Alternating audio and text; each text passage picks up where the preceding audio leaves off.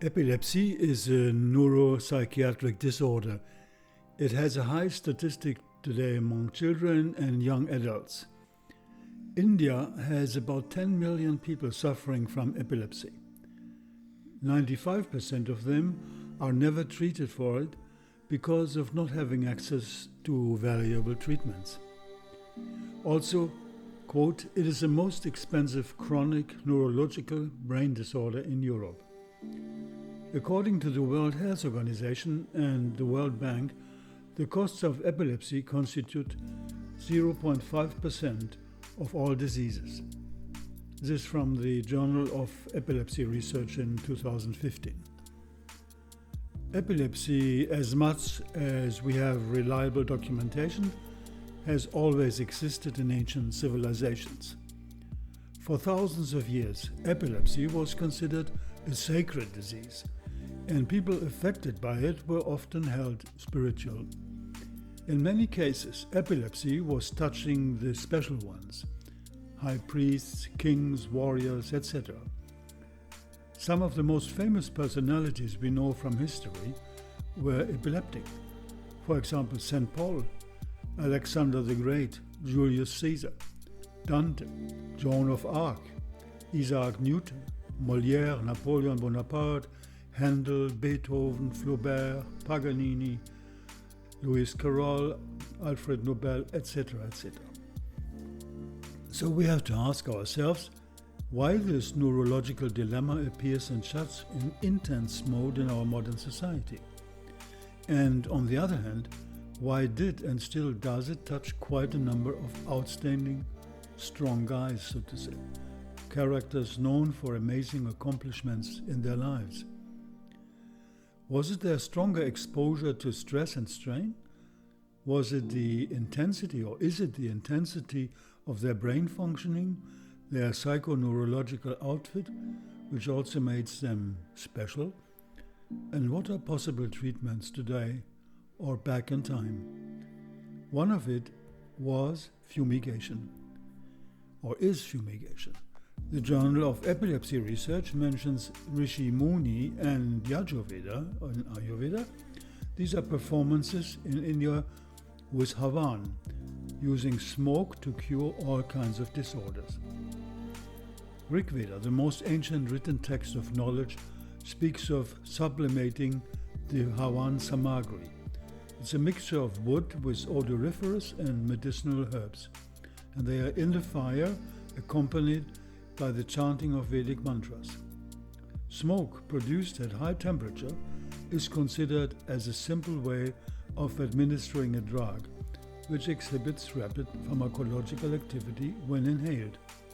The sublimated vital elements and herbal medicines inhaled in a yagya, for example, in Vedic rituals, first reach the brain, followed by lungs and other subtle components of the body.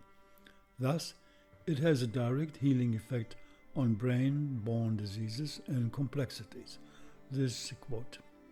The use of herbal fumigation in order to reach directly the brain is not far from using potential healers of neurological disorders of the modern kind, the essential oils. Now, what is behind that? Physiologically explained, epileptic seizures are caused, quote, by imbalance between excitatory and inhibitory processes in the brain, and are due to abnormalities in the membrane properties of neurons. The whole process seems to be also linked to the cellular energy centers, the mitochondria, and to oxidative stress, meaning free radicals leading to abnormal bioelectric discharges of the neurons in the brain.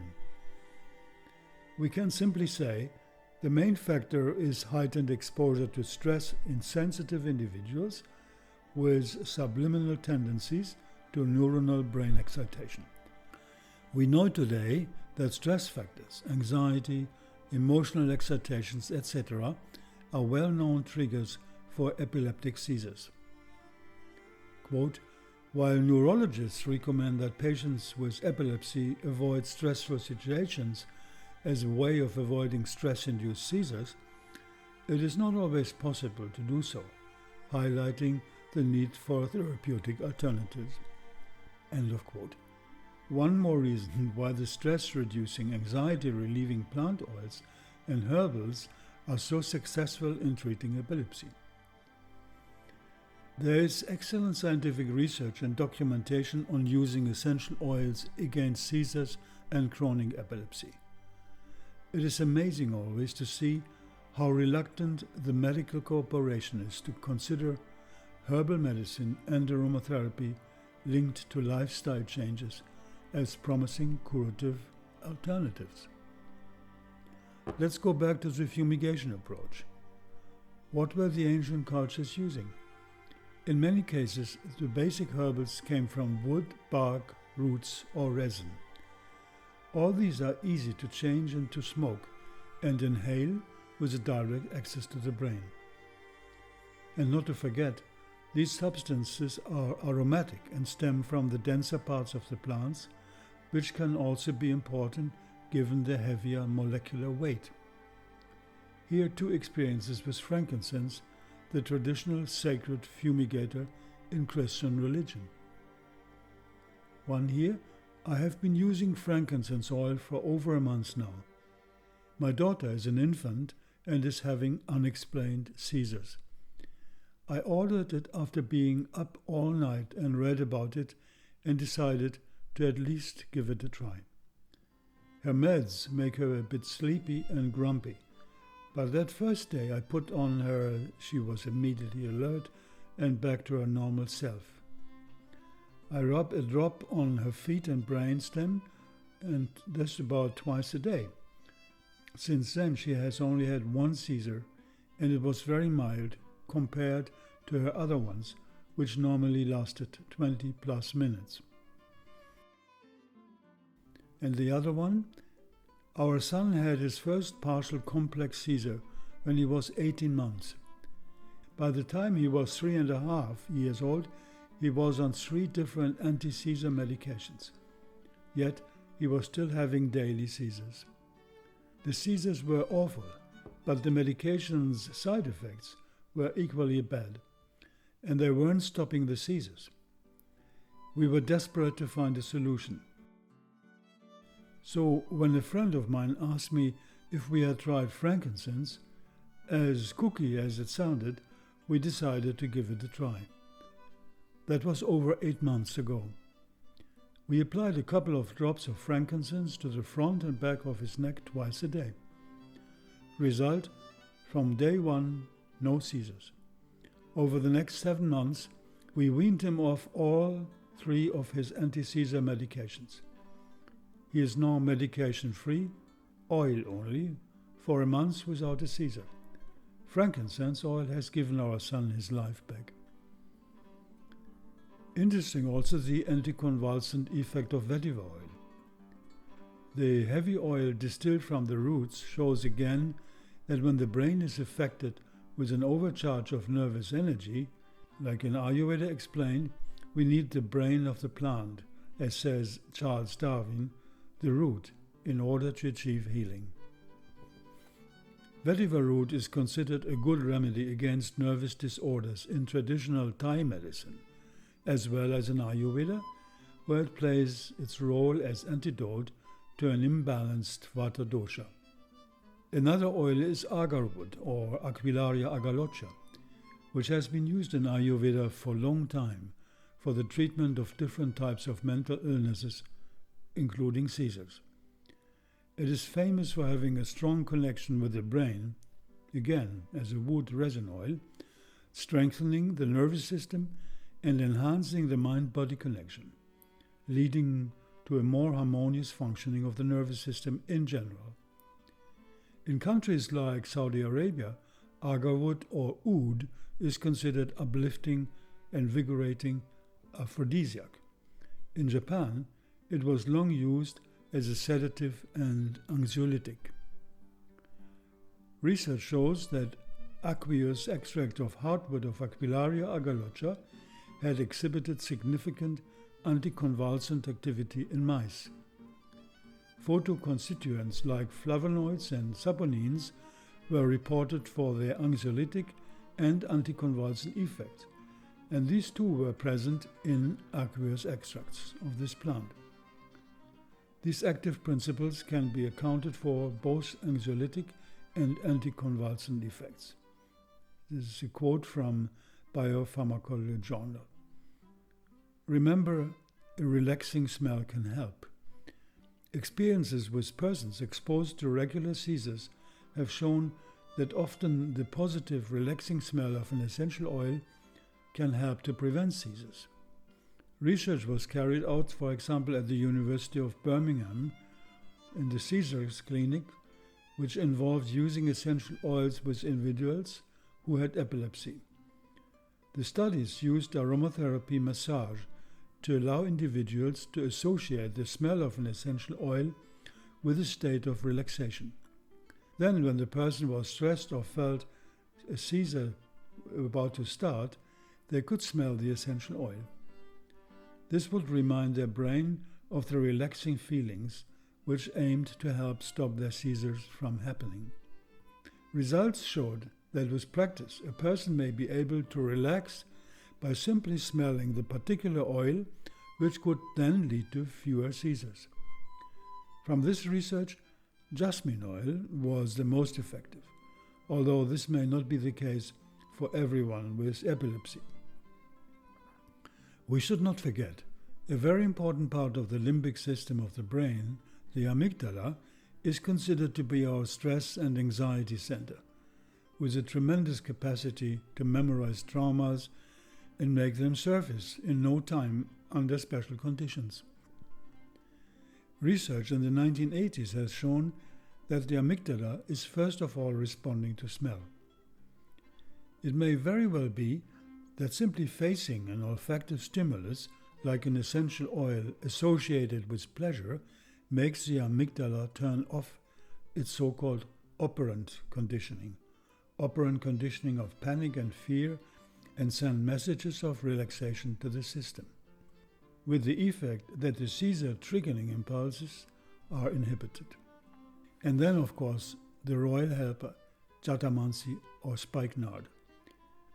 Already the famous Charak Samhita, one of the oldest Ayurvedic texts from India, speaks about Jatamansi. When you translate it from Sanskrit, Jatamansi means bestower of life. It's a powerful cure for epilepsy. Jatamansi is used in various ancient medicinal recipes. The effects of these formulas confirm the powerful anticonvulsant activity, the anti-Parkinson's activity, tranquilizing activity, as well as hepatoprotective and neuroprotective action. Rao et al. Have studied ethanol extracts of the roots of Jatamansi for its anticonvulsant activity and neurotoxicity, alone and in combination with phenytoins in rats. The results demonstrated a significant increase in the seizure threshold by root extracts. Here an experience of a friend with Jatamansi. Hello Malte, it's me, Amanda. How are you? I'm sending you a text I made about Jatamansi essential oil, my favorite. The inspiration came from the day I took a trip with friends, and a friend had an epileptic seizure. I gave her the oil to smell, and she stopped short. It was amazing and rewarding. I am so grateful to have had the opportunity to buy it and be able to use it at this important time. I miss the days in Provence. Will always be marked in my heart. Here a list of some more of the most successful natural herbal remedies against epilepsy. We have, for example, nutmeg, valerian, clove, nagarmota or cipriol, jasmine, ilang-ilang, lavender, Roman chamomile, bergamot, clary sage, patchouli, mugwort, lemon balm, melissa, rose, holy basil or tulsi, rosewood, and kevra.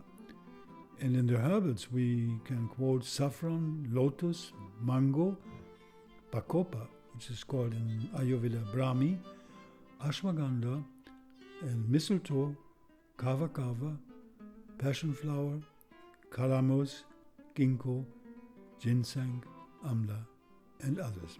And here's some carrier oils: sesame, coconut, black cumin or Nigella sativa, passion flower seed, hemp seed, and of course also CBD. An aromatic kit for an epileptic birth-giving mother proposed by Susanna Davidson in her book Living with Epilepsy and Aromatic Oils is this here. The kit contains oils of clary sage, jasmine, lavender and rose to assist with my contractions, to help my mind to focus and relax, and to prevent anxiety of seizure activity. With the help of a doula, I was successful giving birth to a healthy baby boy, and my obstetrician was very impressed with my aromatic baby kit. She informed me she had never seen such a comfortable labor or witnessed a mother to be laughing during contractions. So, to conclude, we should never be frightened by epilepsy, because not only that it is curable, but also that we know today that we have efficient natural medicine at our disposal, which has a direct access to the very center where epilepsy is created.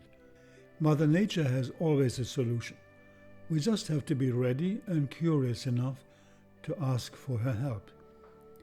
In the final end, an overcharge of our system with Vata-induced vibrational excitation in the brain is happening all the time in our stress-ridden world. It is just that some are more sensitive to this and need a balancing, grounding, more kapha-induced medical, at best herbal medical aromatic compensation.